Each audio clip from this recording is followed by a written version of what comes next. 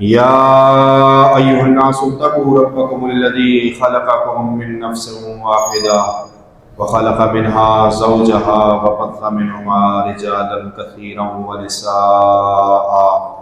واتقوا الله الذي تساءلون به والأرحام إن الله كان عليكم رقيبا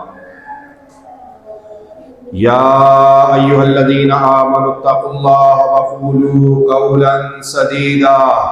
يصلح لكم أعمالكم ويغفر لكم ذنوبكم ومن يطع الله ورسوله فقد فاز فوزا عظيما أما بعد فإن خير الحديث كتاب الله وخير الهدي هدي محمد صلى الله عليه وآله وسلم وشر الأمور محدثاتها وكل محدثة بدعة وكل بدعة ضلالة وكل ضلالة في النار. اللهم صل على محمد وعلى آل محمد كما صليت على إبراهيم وعلى آل إبراهيم إنك حميد مجيد. اللهم بارك على محمد وعلى آل محمد كما باركت على إبراهيم وعلى آل إبراهيم إنك حميد مجيد.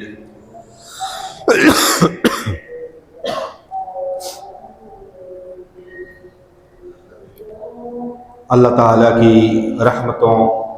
برکتوں، سعادتوں والا مہینہ رمضان المبارک ہم سے رخصت ہوا. اس کے ساتھ ساتھ عید بھی اپنے اختتام کو پہنچی ہے. اب ہم نے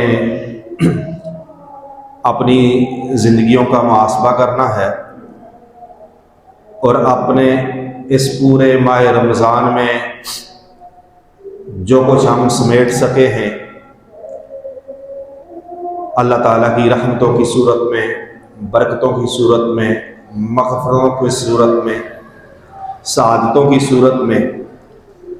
اب ہم نے ایک تو اپنا محاسبہ کرنا ہے اور پھر دوسرا اس رمضان المبارک سے حاصل ہونے والی تربیت کے نتیجے میں اپنے 11 مہینوں کی پلاننگ کرنی ہے. کیونکہ ایک سمجھدار انسان، ایک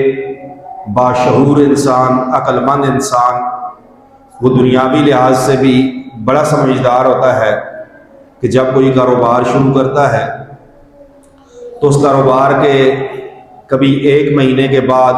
وہ اپنا ایک آڈٹ کرتا ہے، کوئی 6 مہینے کے بعد، کوئی سال کے بعد، کوئی ایک سیزن گزرنے کے بعد اپنا حساب و کتاب لگاتے ہیں. آیا میں نے اس سیزن میں کیا کمایا ہے، کیا پایا ہے، کیا کھویا ہے، کیا میں کہیں خسارے میں تو نہیں چلا گیا، یا پھر میں یہاں جہاں کھڑا تھا وہاں پر ہی کھڑا ہوں، یا میری آمدن میں، میرے مال میں کوئی خاطر خواہ فائدہ ہوا ہے کہ نہیں ہوا. کیونکہ میں نے پورا سیزن محنت کی ہے، بھاگ دوڑ کی ہے، راتوں کی نیندیں قربان کی ہیں، جسم کو تھکایا ہے، تو کیا میں نے اس سیزن سے کچھ خاطر خواہ کما بھی سکا ہوں کہ نہیں؟ یہ ہر سمجھدار تاجر، دکاندار، بزنس مین اپنا محاسبہ کرتا ہے. اگر وہ دیکھتا ہے ہاں میں نے اس سیزن میں ماشاءاللہ اچھا کما لیا ہے تو اگلے سیزن کے لیے وہ اس سے اچھی پلاننگ کرتا ہے. اور اگر وہ دیکھتا ہے کہ میں وہاں کا وہاں ہی کھڑا ہوں یا میں تو پہلے سے زیادہ نقصان میں چلا گیا تو وہ فوری طور پر اپنی اصلاح کرتا ہے، اپنی کمیوں کوتاہیوں کو دور کرتا ہے اور اپنے اس ہونے والے نقصان کے ازالے کے لیے کمر بستہ ہو جاتا ہے. یہ دنیاوی لحاظ سے ایک سمجھدار کاروباری انسان کا یہ طریقہ ہوتا ہے اور ہونا بھی چاہیے. چونکہ ہم رمضان المبارک کے مہینے میں دنیاوی سیزن نہیں، ہم آخرت کا سیزن لگا رہے تھے، تو ہم نے بھی دیکھنا ہے کہ ہم نے اس رمضان المبارک کے مہینے میں کیا کھویا ہے اور کیا پایا ہے. اگر ہم نے اس کے جو مطلوب مقاصد تھے وہ ہم نے حاصل کر لیے ہیں تو الحمدللہ یہ اللہ کا بہت فضل اور اللہ کا کرم ہوا ہے. اب اسی کے نتیجے میں ہم نے اپنے 11 مہینے گزارنے ہیں.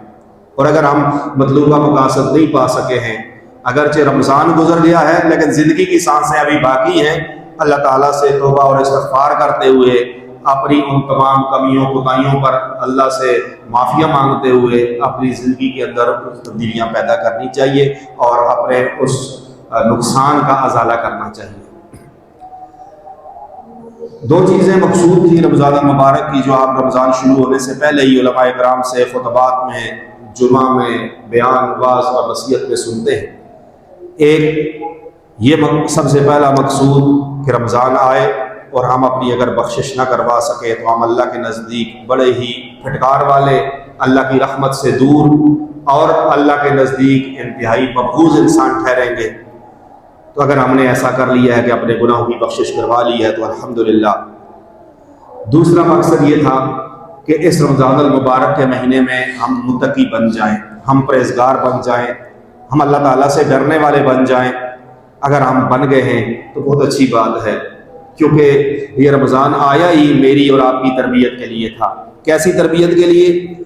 اب آپ تھوڑی دیر کے لیے میرے ساتھ ایک ایک چیز پر جب غور کریں گے تو آپ کو معلوم ہوگا کہ اللہ رب العالمین نے اس رمضان کو ہماری تربیت کے لیے کس طرح ایک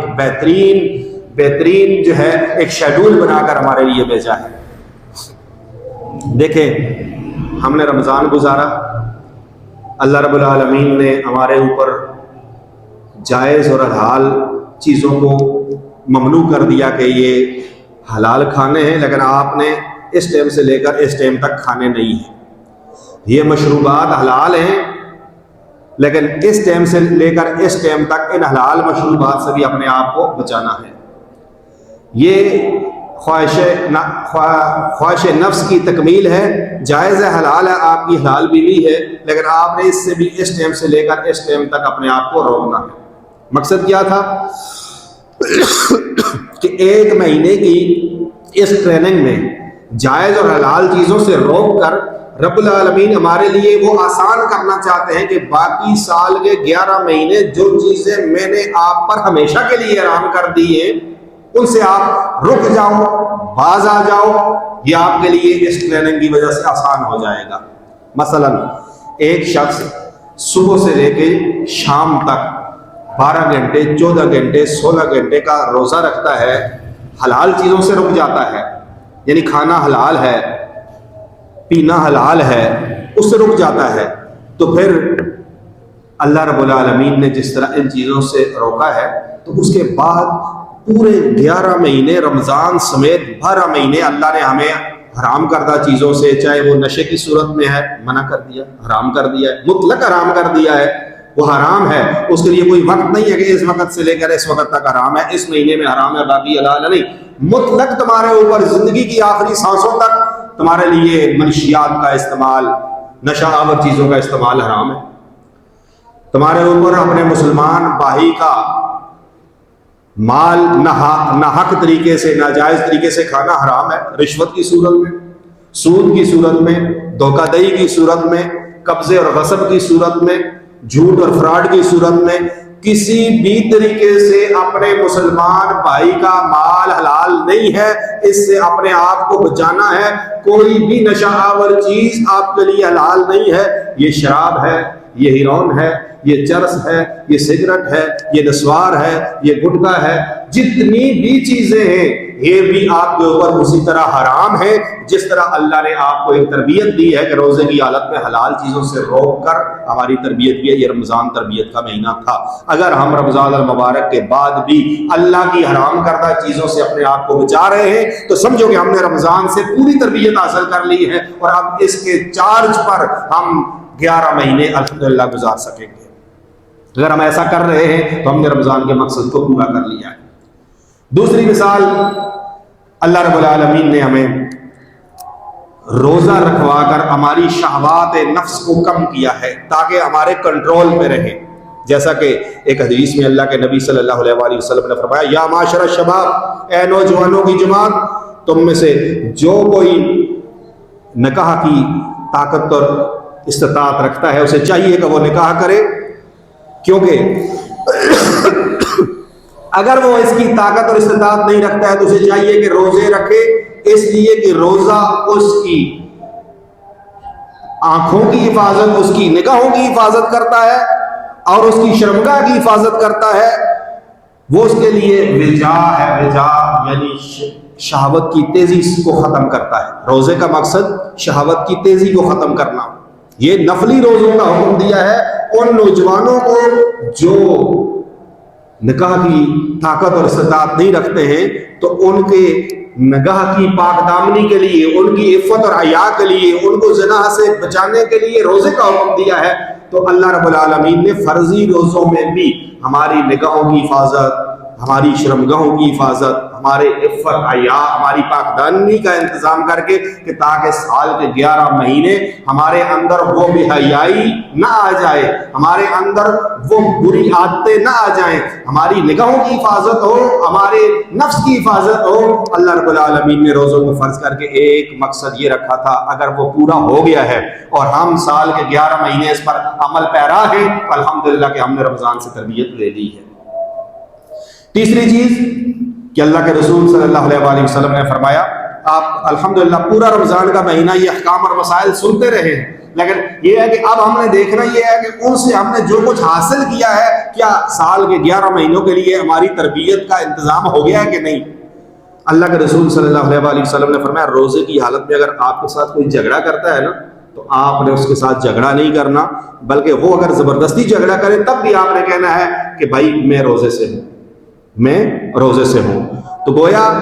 اللہ رب العالمین نے روزے کی حالت میں ہم کو جھگڑے سے بچانے کے لیے روزے کو ایک ڈھال کے طور پر کہ روزے کی حالت میں جھگڑنا نہیں ہے، آپ نے خود جھگڑے میں پہل تو کرنی نہیں ہے۔ اگر کوئی اور بھی آ کر آپ کے ساتھ جھگڑا کرتا ہے، آپ نے کہنا بھائی میں روزے سے ہوں اور میں آپ کے ساتھ جھگڑا نہیں کرتا ہوں۔ تو کیا ہوا کہ سال کے 11 مہینوں کے لیے ہمیں یہ تربیت دے دی ہے کہ ایک مسلمان جھگڑالو نہیں ہوتا ہے، ایک مومن ایسا نہیں ہے کہ وہ ایک گالی کا جواب 10 گالیوں کے ساتھ دے، وہ ایک اینٹ کا جواب پتھر سے دے، ایسا نہیں ہے۔ ایک مسلمان اپنی زبان کی بھی حفاظت کرتا ہے، اپنے آپ کو جھگڑے سے بھی بچاتا ہے، کسی کے اوپر ظلم نہیں کرتا ہے، ناحق نہیں کرتا ہے، جس طرح روزہ نے یہ تربیت کی ہے۔ اگر سال کے 11 مہینوں میں ہمارے اندر وہ برداشت، وہ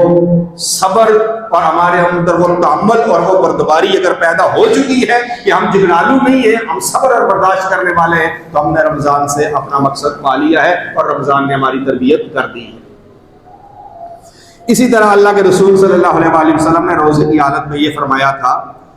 من لم یدع قول الزور والعمل به لیس للہ حاجۃ ان یدع طعامہ وشرابہ، یعنی جو شخص روزے کی حالت میں جھوٹ بولنا اور جھوٹی بات پر عمل کرنا نہیں چھوڑتا، اللہ کو اس کے بھوکا اور پیاسا رہنے کی کوئی ضرورت نہیں ہے۔ گویا کہ اللہ ہم سے صرف بھوکا پیاسا رکھ کے ہم کو روزہ نہیں، ہم سے بری عادتیں دور کر کے، برے اخلاق چھڑوا کے ہم کو ایک معاشرے کا بہترین، مفید اور صالح انسان بنانا چاہتا ہے روزوں کے ذریعے۔ تو جب اللہ کے رسول صلی اللہ علیہ وآلہ وسلم نے یہ فرما دیا کہ اگر تم روزے سے ہو تو اس بھول میں نہ رہنا کہ بھوکا پیاسا رہنے سے تمہارے روزے کی تکمیل ہو جائے گی۔ اگر تم نے جھوٹ اور جھوٹی بات کو نہیں چھوڑا، اللہ کو کوئی پرواہ نہیں ہے تیرے بھوکا اور پیاسا رہنے کی۔ تو گویا یہ رمضان المبارک کا مہینہ اللہ نے اس تربیت کے لیے بھیجا تھا کہ ہمارے اخلاق سے جھوٹ اور جھوٹی باتیں ختم ہو جائیں۔ اگر ہمارے اندر ایسا آ گیا ہے تو الحمدللہ ہم نے روزے سے وہ تربیت پا لی ہے۔ پھر اسی طرح راتوں کا قیام، اس کے فضائل کہ یہ قیام اللیل ہے، یہ تراویح کی نماز ہے،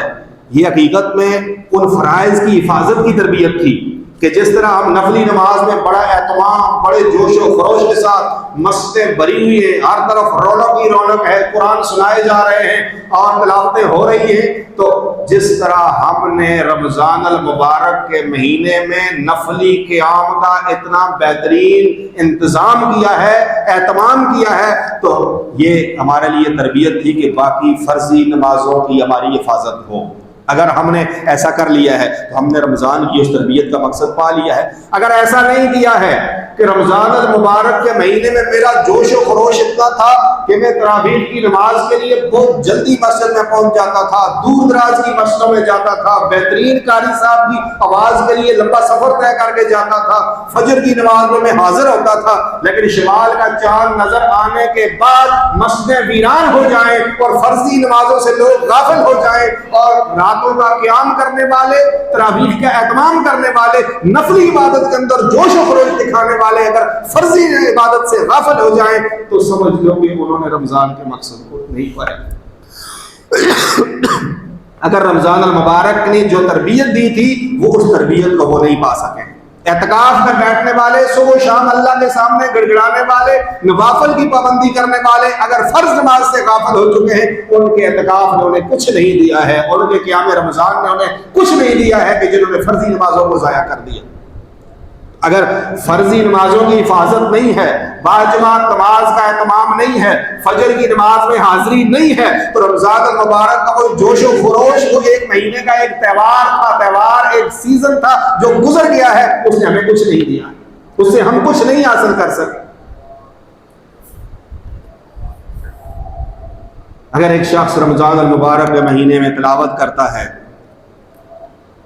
بڑی اس کی ترغیب کہ اللہ کے رسول صلی اللہ علیہ وآلہ وسلم قرآن کی اس قدر تلاوت کرتے تھے کہ جبریل امین نے 2 مرتبہ آ کر دور کروایا ہے، اور سلف صالحین صحابہ کرام اپنی ساری مصروفیات چھوڑ کر تلاوت قرآن کرتے تھے۔ ہم بھی الحمدللہ کہ ہمارے ساتھیوں نے کسی نے 1 قرآن ختم کیا ہے، کسی نے 2 قرآن ختم کیے ہیں، ہماری خواتین نے 3 قرآن ختم کیے ہیں۔ تلاوت کا اتنا بہترین انتظام کہ صبح و شام ہر نماز کے بعد مسجدوں کے اندر تلاوت کی آوازیں آ رہی ہے، راتوں کو قیام ہو رہا ہے، اس میں قرآن سنا جا رہا ہے۔ لیکن اگر رمضان المبارک گزرنے کے بعد 11 مہینوں کے لیے قرآن کو غلاف میں لپیٹ کر اونچی جگہ پر رکھ دیا گیا اور بس اس کو اگلے سال جب رمضان کا چاند نظر آئے گا تب کھولنا ہے، تو ہم نے معذرت کے ساتھ کہ رمضان نے جو ہمیں تربیت دینے کے لیے آیا تھا وہ ہم تربیت حاصل نہیں کر سکے۔ دکھ اور افسوس کی بات ہوتی ہے کہ اگر کسی بھائی سے یہ پوچھا جائے کہ آپ نے قرآن کب کھولا تھا، آخری مرتبہ قرآن کب کھولا تھا، تو وہ کہے گا وہ رمضان کی آخری رات کو میں نے قرآن کھولا تھا، اس کے بعد اگلے رمضان تک قرآن کو کھولا نہیں، دیکھا نہیں، پڑھا نہیں۔ ہاں اگر زیادہ سے زیادہ کسی سے پوچھ لیا وہ یہ کہے گا کہ بھائی پچھلے جمعے کو سورہ کہف پڑھی تھی، آج سورہ کہف پڑھی ہے، باقی قرآن کے ساتھ پھر ہمارا تعلق ختم کر دیا جاتا ہے۔ اس کا مطلب یہ ہے کہ ہم جو رمضان میں اتنے جوش و خروش کے ساتھ تلاوت کر رہے تھے، جو تربیت حاصل کر رہے تھے کہ رمضان یہ قرآن جو ہے، اس قرآن کو باقی 11 مہینوں میں بھی اسی طریقے سے اس کے ساتھ تعلق کو قائم رکھنا ہے۔ تلاوت کا تعلق ہے، ترجمے کا تعلق ہے، سیکھنے سکھانے کا تعلق ہے، تفسیر پڑھنے کا تعلق ہے، بچوں کو پڑھانے کا تعلق ہے، مسجد میں اہتمام ہے، گھر کے اندر اہتمام ہے۔ اگر ایسا اہتمام نہیں ہے تو ہم رمضان سے بھی تربیت حاصل نہیں کر سکتے۔ اگر رمضان المبارک کے مہینے میں صدقات و خیرات ہیں، تعلیم تھی، ایک ترغیب تھی کہ اللہ کے رسول صلی اللہ علیہ وآلہ وسلم تیز آندھی کی طرح سخاوت کرتے تھے، اور اگر رمضان المبارک کے مہینے میں ہم نے سخاوتیں کی ہیں، ہم نے اللہ کے راستے میں صدقات دیے ہیں، یہاں تک کہ صدقۃ الفطر کو لازم کر کے فرض کر کے ہر شخص کے بخل کو توڑا گیا ہے کہ اگر کوئی شخص اللہ کے راستے میں کچھ نہیں دیتا، کبھی نہیں دیتا، لیکن رمضان المبارک کے مہینے میں اس کے اوپر صدقۃ الفطر لازم کر دیا گیا ہے تاکہ یہ اللہ کے راستے میں دے۔ کم از کم اگر سال کے 11 مہینے نہیں دیتا، رمضان کے مہینے میں اگر نفلی صدقات نہیں کرتا، یہ فرضی صدقہ ہر ایک پر لازم کیا ہے تاکہ ہمارے نفسوں کا بخل ٹوٹ جائے۔ تو ہم جب رمضان کے مہینے میں اگر سخاوت کرتے رہے ہیں اور غریبوں، مسکینوں، یتیموں، بیواؤں، پڑوسیوں، مساجد، مدارس، مجاہدین اگر ان پر ہم خرچ کرتے رہے تو یہ ہمارے لیے ایک تربیت ہے کہ سال کے 11 مہینوں میں بھی ہم نے اس سلسلے کو جاری رکھنا ہے، ان جیبوں پر تالا نہیں باندھنا ہے اور اللہ کے راستے میں بخل نہیں کرنا ہے۔ یہ ہماری ایک تربیت تھی جو رمضان ہماری کرنے آیا تھا۔ اگر اس کے بعد ہمارا یہ سلسلہ جاری رہتا ہے تو سمجھ لیں کہ ہم نے رمضان سے وہ مطلوبہ مقاصد حاصل کر لیے ہیں۔ اگر ایسا نہیں ہے تو پھر سمجھے کہ ہم رمضان کی اس تربیت کو حاصل نہیں کر سکے جو رمضان ہماری تربیت کرنے آیا تھا۔ پھر آپ نے دیکھا ہوگا کہ رمضان المبارک کے مہینے میں ہر شخص کے دل میں ایک نرمی ہے، ایک رقت ہے، ہر شخص دعا کر رہا ہے، کسی کو دیکھو تو افطاری کے وقت دعا کر رہا ہے، رو رہا ہے، کسی کو دیکھو تو صلاۃ قیام اللیل کے اندر وہ اس قنوت نازلہ کے اندر، قنوت فطر کے اندر رو رہا ہے، کسی کو دیکھو تو وہ سحری کے اندر اس وقت رو رہا ہے، اللہ سے دعائیں کر رہا ہے، اللہ سے مناجات کر رہا ہے، گڑ گڑا رہا ہے، اللہ کے سامنے اپنے آنسوؤں کو بہا رہا ہے۔ یہ رمضان المبارک کا مہینہ تھا۔ تو اگر ایک شخص اپنی ان دعاؤں کا سلسلہ باقی سال کے 11 مہینے منقطع کر دیتا ہے، اللہ سے مانگنے کا تعلق نہیں رکھتا، اللہ کے در کا منگتا اپنے آپ کو نہیں بناتا، اپنے آپ کو ہر لمحے اللہ کا محتاج سمجھ کر اللہ کے در کا سوال ہی نہیں سمجھتا، تو اس نے بھی رمضان المبارک کی ان گھڑیوں میں جو کچھ مانگا وہ مانگا۔ اس اللہ رب العالمین بہت غفور رحیم ہے، لیکن اس نے رمضان کی وہ تربیت حاصل نہیں کر سکا کہ جس طرح رمضان میں اپنے رب کو پہچان کر میرے دل کے اندر جو نرمی اور رقت ہے میں اللہ سے مانگتا ہوں، سال کے 11 مہینے بھی مجھے اللہ سے مانگنا چاہیے، اس لیے کہ اللہ مانگنے والوں سے خوش ہوتا ہے، نہ مانگنے والوں پر غضب کرتا ہے، اور نہ مانگنے والوں کو متکبر قرار دیتا ہے کہ یہ تکبر کرتے ہیں جو اللہ سے مانگتے نہیں ہیں۔ اگر ہماری دعاؤں کا، مناجات کا، گڑ گڑانے کا، رونے دھونے کا، سوالوں کا یہ سلسلہ سال کے 11 مہینے جاری رہتا ہے تو سمجھو کہ ہم نے رمضان المبارک کے مہینے سے تربیت پا لی ہے۔ اگر ایسا نہیں ہے کہ ہمارے پاس اللہ سے مانگنے کا وقت نہیں ہے، دوڑنے کا، بھاگنے کا، لوگوں کے سامنے اپنی فریادیں کرنے کا، ہر ایک کے در پر حاضری لگانے کا وقت ہے، اور رب کے سامنے گڑگڑانے کا وقت نہیں ہے، تو میں بہت بڑا بد نصیب ہوں کہ میں اتنے بڑے در کو چھوڑ کر میں اپنی طاقت اور اپنے جو ہے قوت کے ساتھ مسائل کو حل کرنا چاہتا ہوں۔ بھلا میری طاقت، میری حیثیت کیا ہے کہ میں اپنے رب کو چھوڑ کر میں یہ سمجھتا ہوں کہ کوئی اور میرے مسائل کو حل کر دے گا، یا میں اپنے زور بازو پر اپنی پریشانیوں کو دور کروں گا، وہ شخص بڑا ہی بیوقوف ہے۔ اس لیے ہمیں چاہیے کہ رمضان المبارک سے جو ہم نے یہ تربیت حاصل کی ہے، اس تربیت کو سال کے 11 مہینے جاری اور ساری رکھنا ہے، تاکہ یہ رمضان ہماری زندگیوں پر ایک اثر چھوڑ کر جائے، سال کے 11 مہینوں کے لیے تربیت کر کے جائے۔ اللہ رب العالمین سے دعا ہے کہ ہم ان لوگوں میں نہ ہوں جن کے بارے میں اللہ رب العالمین نے قرآن مجید میں اس بڑھیا کے بارے میں فرمایا، وَلَا تَكُونُوا كَالَّتِي نَقَضَتْ غَزْلَهَا مِن بَعْدِ قُوَّةٍ أَنْكَاثًا۔ تم اس بڑھیا کی طرح نہ ہونا جو سارا دن سود کے ساتھ وہ رسی بناتی رہتی ہے، بڑی محنت کے ساتھ پھر آخر میں خود ہی ٹکڑے ٹکڑے کر کے اس کو توڑ دیتی ہے۔ یعنی مثال کیا ہے کہ آپ رمضان کے مہینے میں محنتیں کر کر کے، عبادتیں، ریاضتیں کر کر کے، راتوں کو جاگ کر، قیام اللیل ہے، یہ روزہ ہے، یہ افطاریاں ہیں، یہ صدقات ہیں، یہ خیرات ہیں، یہ سارا کچھ کرنے کے بعد خود ہی اپنی ان عبادتوں کو ضائع نہیں کر دینا، خود ہی اپنی ان عبادتوں کو برباد نہیں کر دینا۔ جس طرح رمضان المبارک کے اندر عبادت کا بڑا مقام اور مرتبہ ہے، بالکل اسی طرح ان عبادتوں کی حفاظت اس سے بھی بڑا اہم مسئلہ ہے، کیونکہ عبادت جو ہے شیطان انسان کا اتنا ازلی دشمن ہے کہ یہ انسان کو عبادت کرنے ہی نہیں دیتا، عبادت کرنے ہی نہیں دیتا۔ اگر کوئی شخص اس پر غلبہ پا لیتا ہے اور اپنے نفس کو دبا کر وہ عبادت کرنے لگ جاتا ہے، تو عبادت کرنے کے دوران وہ اس کو ایسے وسوسے، ایسے خیالات وہ چھوڑتا رہتا ہے تاکہ یہ عبادت نہ کر سکے۔ پھر بھی اگر کوئی شخص عبادت بجا لاتا ہے تو یہ اس کے بعد اس کی عبادت کو ضائع کروانے کے لیے پوری طرح کمر بستہ ہو جاتا ہے کہ اس کی عبادت کے اندر ریاکاری پیدا ہو جائے، اس کی عبادت کے اندر ایسی چیزیں جو قبولیت کے منافی ہیں وہ چیزیں پیدا ہو جائیں، تاکہ یہ شخص ساری اس کی محنت رائگان چلی جائے اور اس کی تھکاوٹ ضائع ہو جائے اور اللہ کے ہاں اس کے لیے کچھ نہ ہو۔ اس لیے اس کی حفاظت کرنی ہے۔ اس کی حفاظت کیا ہے؟ اس کی حفاظت یہ ہے کہ اللہ کے رسول صلی اللہ علیہ وسلم کے صحابہ اور سلف صالحین رمضان المبارک آنے سے 6 مہینے پہلے اللہ سے دعائیں کرتے تھے کہ اللہ رمضان آ رہا ہے، ہماری زندگیوں میں ہمیں نصیب فرما اور پھر ہمیں عبادت کی توفیق دے تاکہ ہم صحیح معنوں میں تجھے راضی کر سکیں۔ جب ان کو رمضان نصیب ہو جاتا تو ڈٹ کر عبادت کرتے۔ ہماری عبادتیں کیا ہیں؟ عبادت تو وہ لوگ کرتے تھے، عبادتیں کرنے کے بعد پھر اس عبادت پر انہیں کوئی غرور اور گھمنڈ نہیں ہوتا تھا، اس کے اوپر وہ ایسے عجب کے اندر، خود پسندی کے اندر مبتلا نہیں ہوتے تھے، بلکہ پھر عبادت کرنے کے بعد 6 مہینے تک اس پر روتے رہتے تھے، اللہ سے دعائیں کرتے تھے کہ اللہ یہ جو کچھ باتیں ہم نے کی ہیں انہیں قبول اور منظور فرما لے، کیونکہ اصل چیز تو قبولیت ہے نا۔ عبادت تو کر لی ہے، اب قبولیت کے درجے کو اگر نہ پہنچی تو پھر بھی ضائع ہے۔ تو اللہ سے یہی دعائیں کرتے تھے کہ اللہ ہماری ان عبادتوں کو قبول فرما لے۔ تو ہم نے بھی یہ دعائیں کرنی ہے کہ اللہ جو کچھ ہم نے رمضان میں کیا ہے، تو نے توفیق دی ہے، اللہ اس کو قبول اور منظور فرما لے، یہ کہیں ضائع نہ ہو جائیں۔ ہم ساری محنتیں مشقتیں لے کر اللہ کی عدالت میں جائیں اور وہاں ہمارے پالے کچھ بھی نہ ہو، تو یہ بہت ہی خسارے اور گھاٹے کا سودا ہے۔ تو سب سے اہم چیز یہ ہے کہ ہم جو ہے ان عبادتوں کی حفاظت کرنے والے بن جائیں۔ اللہ رب العالمین سے دعا ہے اللہ عمل کی توفیق عطا فرمائے۔ اللہ کے رسول صلی اللہ علیہ وآلہ وسلم نے فرمایا وَأَنَّ حَبُّ الْأَعْمَالِ إِلَى اللَّهِ أَدْوَمُهَا وَإِنْ اللَّهِ۔ اللہ کے رسول نے فرمایا کہ اللہ تعالیٰ کو محبوب اعمال وہ ہیں جن پر ہمیشگی اختیار کی جائے، اگرچہ وہ تھوڑے ہی کیوں نہ ہوں، اگرچہ وہ تھوڑے ہی کیوں نہ ہوں لیکن ہمیشگی والے ہوں۔ ایسا نہیں ہے کہ ایک شخص راتوں کو جاگتا ہے تو پوری رات جاگتا ہے کہ میں اللہ کی عبادت کروں گا، تہجد پڑھوں گا، لیکن پھر چند دن کے بعد گزرنے کے بعد وہ فرض نماز فجر کی نماز میں حاضر نہیں ہوتا ہے۔ ایک شخص پورے 29 یا 30 دن راتوں کا قیام کرتا ہے، ایک گھنٹہ، ڈیڑھ دو گھنٹے قیام میں کھڑا ہوتا ہے،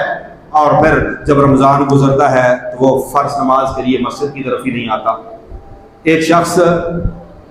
رمضان المبارک کے مہینے میں اپنی اتنی کوشش، اتنی بھاگ دوڑ کرتا ہے، اور رمضان گزرنے کے بعد ایسے جیسے کہ اس کی زندگی میں یہ رمضان آیا ہی نہیں تھا۔ شیخ الاسلام ابن تیمیہ رحمہ اللہ فرماتے ہیں کہ جس شخص نے صرف رمضان میں اپنے رب کو پہچانا اور باقی 11 مہینوں میں نہ پہچان سکا تو گویا اس نے اپنے رب کو پہچانا ہی نہیں ہے، کیونکہ رب کوئی سیزن کا رب تو نہیں ہے نا، یہ سیزن کا رب تو نہیں ہے کہ رمضان المبارک میں ہمارا رب ہے، ہم نے اس کی عبادت کرنی ہے، ہم نے اس سے ڈرنا بھی ہے، ہم نے اس کی ماننی بھی ہے۔ رمضان گزر گیا پھر ہم نے اس رب کو نہ پہچاننا ہے، نہ اس کی ماننی ہے، اپنی مرضی کے مطابق زندگی ہے۔ اس کے لیے کوئی لمبی چوڑی بعض نصیحت یا خطبہ یا وہ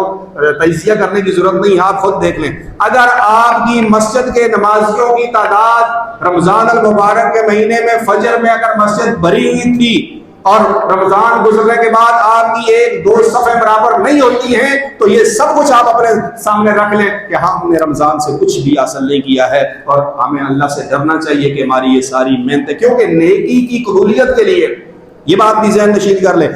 نیکی کی قبولیت کی کچھ نشانیاں ہیں، کچھ علامات ہیں۔ ان میں سے ایک علامت یہ ہے کہ اگر ایک نیکی کرنے کے بعد آپ کو دوسری نیکی کی توفیق ملتی ہے، ایک نیکی کرنے کے بعد آپ دوسری نیکی کرنے لگتے ہیں، تو سمجھو کہ آپ کی پہلی نیکی قبول ہو چکی ہے، کہ جس کے نتیجے میں آپ کو مزید توفیق مل رہی ہے۔ اور اگر ایک نیکی کرنے کے بعد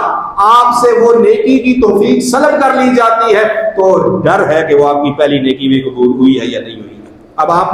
میں اپنا محاسبہ کروں، آپ اپنا محاسبہ کریں۔ اگر رمضان المبارک کے مہینے میں میری پوزیشن یہ تھی کہ میں پہلی صف کا نمازی ہوا کرتا تھا، میں نے اعتکاف کے لیے بڑے جوش و خروش کے ساتھ اہتمام کیا تھا، میں راتوں کا قیام بڑے ہی اہتمام کے ساتھ کرتا تھا، ہماری مسجدوں کی حالت یہ تھی کہ یہاں پر جگہ نہیں ہوتی تھی، باہر روڈوں پر صفیں بنانی پڑتی تھی، آخر وہ رمضان گیا ہے، اسلام تو نہیں گیا نا، وہ رمضان گیا ہے، اسلام تو نہیں گیا ہے۔ مسلمان بھی یہی ہیں، اسی جگہ کے رہنے والے ہیں، نہ ان کو آسمان میں چکر لے گیا ہے، نہ زمین میں نگل لیا ہے۔ آخر وہ مسلمان کہاں گئے ہیں کہ جو رمضان المبارک کے مہینے میں کہ ہم جمعے کے لیے جب جاتے تو راستے بند ہوتے تھے، جمعے کی نمازوں میں مسلمانوں کی تعداد، قیام اللیل میں مسلمانوں کی تعداد، فجر کی نماز میں مسجدیں بھری ہوئی ہیں۔ رمضان گزر گیا، نہ فجر کی نماز ہے، نہ باقی نمازوں کے اندر کوئی، نہ جمعے کے لیے کوئی اہتمام ہے، نہ قرآن کی تلاوت ہے، نہ صدقات ہے، نہ خیرات ہے، نہ وہ ماحول ہے۔ اور اگر ایسا نہیں ہے، اگر رمضان المبارک کی وہ رونقیں باقی نہیں ہیں، اور وہ ہماری ترتیب اور نمازوں کا اور تلاوت کا اور نیکیوں کا وہی جوش و خروش نہیں ہے، ہمیں اللہ سے ڈرنا چاہیے کہ کہیں ایسا نہ ہو کہ وہ ہماری عبادتیں اور ریاستیں ضائع ہو جائیں۔ اللہ رب العالمین ہی توفیق دینے والا ہے۔ اللہ سے ہی اب سوال کرتے ہیں، آج جمعے کا دن ہے، آج جمعۃ المبارک کا دن ہے۔ جمعے کے دن قبولیت دعا کی ایک گھڑی ہوتی ہے، اور وہ گھڑی عصر کی نماز سے لے کر مغرب کی نماز تک ہوتی ہے۔ عصر کی نماز سے لے کر مغرب تک ہوتی بہت تھوڑی ہے، یعنی عصر کے بعد شروع ہوتی ہے۔ مثال کے طور پر مغرب کی نماز سے ایک آدھا گھنٹہ پونا گھنٹہ پہلے سے لے کر مغرب کی نماز تک یہ قبولیت دعا کی گھڑی ہوتی ہے۔ آج جمعے کا دن ہے، اللہ رب العالمین کے سامنے اسی طرح جس طرح رمضان میں ہم دھاڑے مار مار کر روتے ہوتے ہیں، تراویح کی نماز میں، قیام اللیل کے اندر اور سحری میں اور اللہ کے ساتھ اعتکاف کی حالت میں ہم رو رہے ہوتے ہیں، تو اللہ سے اس قبولیت دعا کی گھڑی کو بھی ضائع نہ کریں۔ قبولیت دعا کی گھڑی میں اللہ سے سوال کریں کہ اللہ کیا ہو گیا، میں رمضان المبارک کے مہینے میں اتنا جوش و خروش اور میرے اندر عبادت کا اتنا جذبہ اور اتنی مستعدی کے ساتھ میں اللہ کی عبادت کر رہا تھا، کیا ہو گیا کہ مجھ سے نمازیں چھوٹ رہی ہیں، مجھ سے نمازوں کی حفاظت نہیں ہو رہی ہے، میں فجر میں حاضر نہیں ہو رہا ہوں، اللہ یہ کیا ہو گیا؟ اپنا محاسبہ کریں، اپنی غلطیوں کا ازالہ کریں، اپنی ان کوتاہیوں پر اللہ رب العالمین سے معافیہ مانگیں اور اللہ سے یہ دعا کریں کہ اللہ ہمیں اس عبادتوں کے اوپر ہمیں دوام اختیار کرنے کی توفیق عطا فرما۔ اب دیکھیں نا یہ دوام کیسے ملتا ہے کہ ایک نیکی کے بعد دوسری نیکی کی توفیق مل جائے نا، بندے کو خود پتہ چل جاتا ہے۔ جس طرح اللہ کے رسول صلی اللہ علیہ وسلم نے فرمایا، جس شخص نے رمضان المبارک کے روزے رکھے اور پھر اس کے بعد 6 شوال کے روزے رکھے تو اس نے گویا کہ سال بھر کے روزے رکھے، سال بھر کے، بلکہ دہر کا لفظ آیا ہے، اس نے زمانے بھر کے روزے رکھے۔ اگر کسی شخص کا یہ معمول ہے نا کہ وہ ہر سال رمضان کے روزے رکھتا ہے اور پھر 6 روزے شوال کے رکھتا ہے تو اس نے پورے سال کے، اور اگر یہ ہمیشہ اس کی یہ روٹین ہے تو گویا یہ پورا زمانہ روزوں سے ہے، تو کتنی زبردست چیز ہے کہ 6 روزے، یہ 6 روزے ہم کو اس مہینے کے روزوں کے ساتھ ملانے کے نتیجے میں پورے سال کے روزوں کا ثواب ملتا ہے۔ اب یہاں پر ہم نے تھوڑا سا اپنا محاسبہ یہ بھی کرنا ہے نا، اپنے ایمان کو چیک کرنا ہے اس تھرمامیٹر کے ساتھ کہ